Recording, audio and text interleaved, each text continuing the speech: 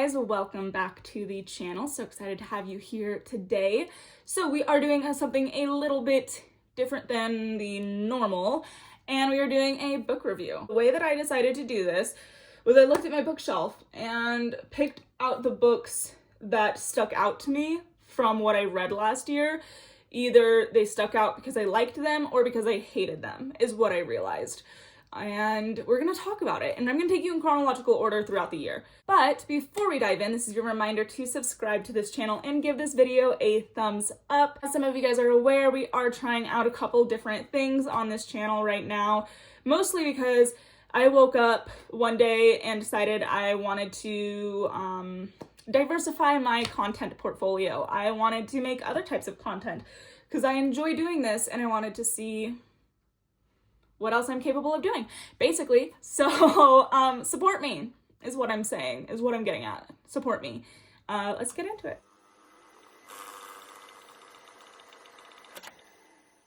Right, so I think what we will realize here pretty quickly is that my genre portfolio is quite large.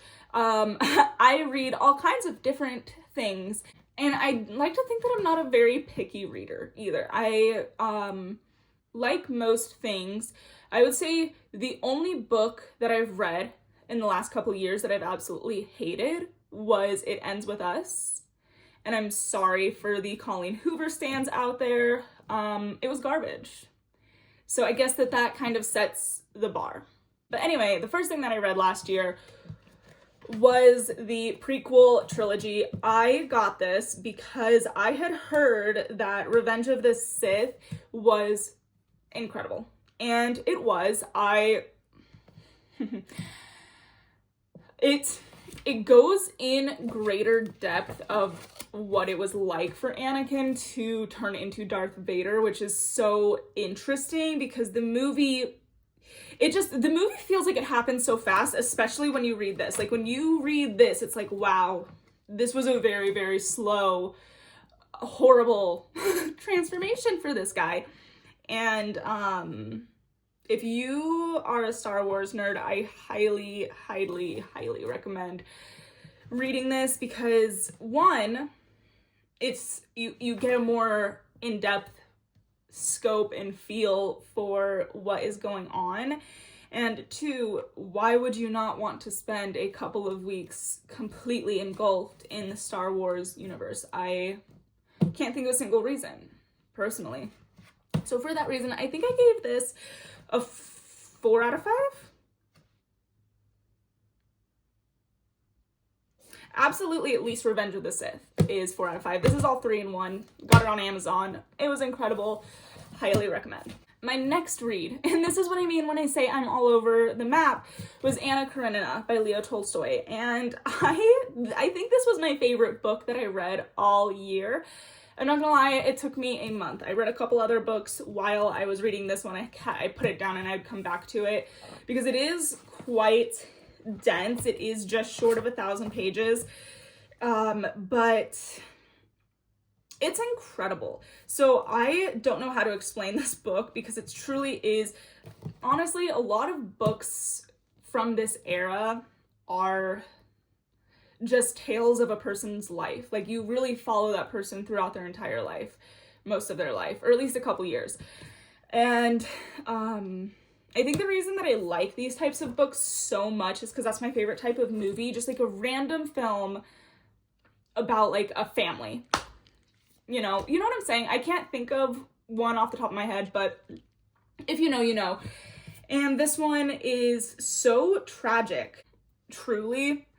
So obviously the main character in this book is Anna Karenina, but the other thing I like about it is that there are several other stories. Like, there's 3, 4 other stories, and they all kind of fade in and out of each other and intertwine and work together and form this cohesive story. And it's chasing lust. I will stop talking actually because I don't want to spoil this if you ever want to read this book. I'm looking at it, it's really covered in cat hair, so if there's cat hair flying away, playing around. It is because of that. 5 out of 5. Loved this book. Okay, so I actually lied. I think I read Crime and Punishment before I read Anna Karenina. 2 Russian novels in 1 year was a lot. I liked this one too. I liked it less than Anna Karenina. In my opinion, Russian lit is difficult because the names are all so similar and impossible to pronounce as an American, which makes it a little bit hard sometimes. And the names in this one are worse than Anna Karenina, in my opinion. But this one was also really good. I definitely had to keep putting this one down because it is very stress invoking. It's very stressful. Like, this is a stressful book. Really liked it though. I would give it a solid 4 out of 5. It is also pretty long. Let's see, I think 500 pages, just about. Yeah, 500. So about half the length of Anna Karenina. Incredible. This one's Dostoevsky. Definitely recommend. So after those 2, I think I picked up Under the Dome by Stephen King. So one thing about me is I love Stephen King. Unfortunately, I fear that I have read all of his good books because after I read, the last good book from Stephen King that I read was, let me look at my bookshelf. I'm gonna go out on a limb and say the last good one that I read was Joyland, which I actually read that one this year too. So I guess let's talk about that one. I don't know why I didn't grab this one because I did read this one this year. I liked it, but the thing is compared to his good books, this wasn't great. In fact, I can't even remember the plot. Okay, personally for me, if I read a book and then a couple months later I look at it and I'm like, what was that about? It tells me it wasn't a good book. Obviously. Yeah, I don't even remember what this book was about, so it actually wasn't that good. I'm lying to you. I wanted to enjoy it. I liked the characters in this book, but I felt like the plot was lacking, which is very typical of a Stephen King novel. If you guys want me to do a review of my favorite Stephen King novels, I would be more than happy to do it because the books that I love from him, I really love. And unfortunately, the ones that I hate, I really hate. And I feel like this year, I don't think I read a single King novel this year that I liked, which last year I read, I think last year was the year that I really started getting into Stephen King, and some bangers, absolutely some bangers. Not this year and not this one. So first things first, comes in part 1 and part 2. Did not realize that. Even though it says it right there, didn't see it. So I only bought this and I finished it and I was like, this really feels like it's the middle of the book. And turns out it was. So then I had to go and get part 2. And the unfortunate thing about Under the Dome is it's such a fun concept. I love the concept of this book. If you don't know, it's basically about this little tiny town and all of a sudden this invisible dome comes over it. So nothing can come in, nothing can come out. The book kind of opens with this plane flying and the plane crashes into the dome, and that's how people start to become aware of the fact that there's mysteriously a dome over this town and the people inside are going crazy. And it's kind of like it's almost kind of like Lord of the Flies, because just in the sense of that, like, fighting for power and everyone's kind of going crazy kind of thing. So good, so interesting. However, the ending is so bad that it ruined all of it for me. This was, when I read the end of this, I felt like I had just wasted however, a week, 2 weeks, however long it took me to read this. So disappointed. The end was so bad. If you've read this, then confirm or deny. I don't want to do spoilers, so I'm going to leave it at that. But in my humble opinion, garbage. Okay, so since we are on Stephen King, I guess that I will talk about this one. And this was the worst book I've ever read. it felt cheap. It felt recycled. It just was so bad.